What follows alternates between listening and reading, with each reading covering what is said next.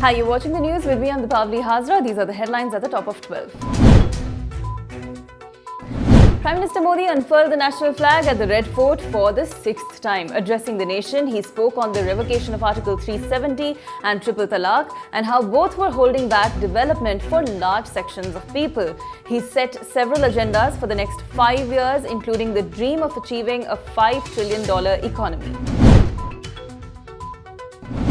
In a major announcement in defence reforms, the Prime Minister said that his government has decided to appoint a Chief of Defence Staff who will ensure synergy among all the three forces. The Chief of Defence Staff will serve as a single-point military advisor to the Defence Minister.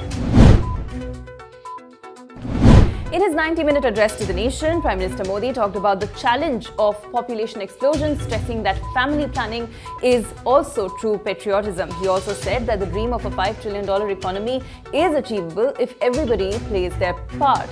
Apart from that, he underlined the fact that his government delivered on One India, One Tax and One India, One Constitution.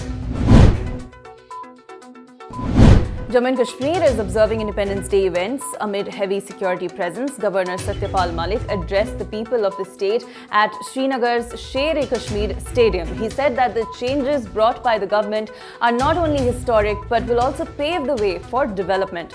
He also assured the people that their identity is not under threat. And India is celebrating its 73rd day of independence. Prominent buildings across the country, including the CST station in Mumbai, Raj Bhavan in Kolkata and Building 42, the tallest in India, were lit up on the eve of Independence Day. Jubilant scenes are also being witnessed in Leh, Ladakh, where MP Jamyang Namgyal won applause for his spontaneous dancing. That's all for now. Stay tuned for more.